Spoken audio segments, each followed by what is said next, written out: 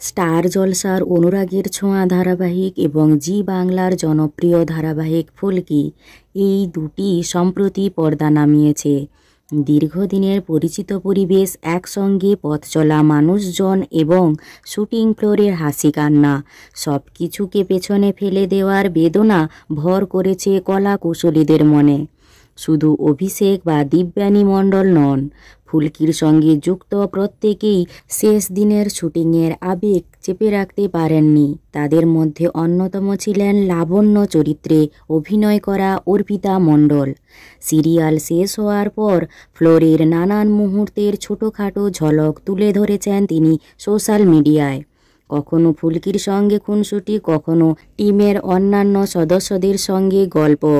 আর এই অনুভবই যেন ফুটে উঠেছে ওই ছবিগুলোতে। কাজের ফাঁকে ফাঁকে যারা একে অপরের পরম বন্ধু হয়ে ওঠেন, বিদায়ের মুহূর্তে সেই বন্ধুত্বও যেন হয়ে ওঠে অশ্রু সজল। অর্পিতা আবেগ ভরা পোস্টে লিখেছেন, 2.5 বছর ধরে একটু একটু করে তুমি আমার মধ্যে তৈরি হয়েছ। কত কিছু শিখেছি আমি। একজন অভিনেত্রীর মধ্যে যখন একটি চরিত্র একটু একটু করে তৈরি হয়, সেই অভিনেতাও চরিত্রের উত্থান পতনের সঙ্গে অনেক কিছুই আবিষ্কার করেন। তিনি আরও লিখেছেন, লাবণ্য আমাকে অনেক কিছু দিয়েছে। ধৈর্য, শক্তি, মানুষ চেনা, ভালোবাসা শেখা, প্রতিবাদ করতে শেখা।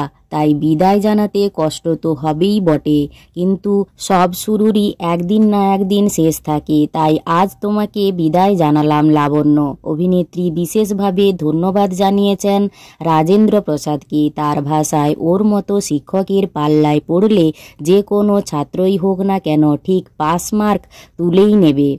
সহ অভিনেত্রীদের প্রতি কৃতজ্ঞতাও জানিয়েছেন অর্পিতা।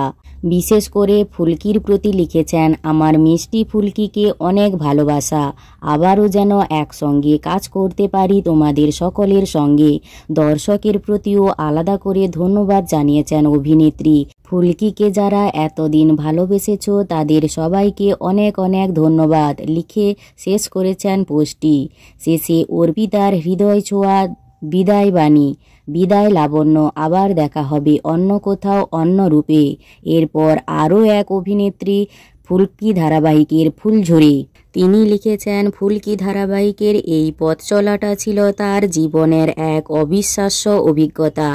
এতদিনের যাত্রাটা আজ শেষ হলো, কিন্তু এই সেটের প্রতিটি মুহূর্ত, প্রতিটি হাসি আর প্রতিটি মানুষের সাথে কাটানো সময় আমার কাছে চিরস্মরণীয় হয়ে থাকবে। আমি সকলকে, আমার মা বাবা, আমার বন্ধু, টেকনিশিয়ান, দাদা দিদি, ডিরেক্টর স্যার সকলকে অনেক ধন্যবাদ জানাই। আপনাদের ভালোবাসা ছাড়া এই চরিত্রটিকে ফুটিয়ে তোলা সম্ভব হতো না। মনটা ভারাক্রান্ত হলেও এই স্মৃতিগুলো আমার সাথে চিরকাল থেকে যাবে। সবাইকে অনেক ধন্যবাদ, অনেক ভালোবাসা। আশা করি খুব তাড়াতাড়ি নতুন কিছু নিয়ে আপনাদের সামনে আসব। এই ফুলকি ধারাবাহিকটি কে কে মিস করবেন তা কমেন্টে জানান। আর ভিডিওটি ভালো লাগলে একটি লাইক করে PU14 পেজটি ফলো করুন।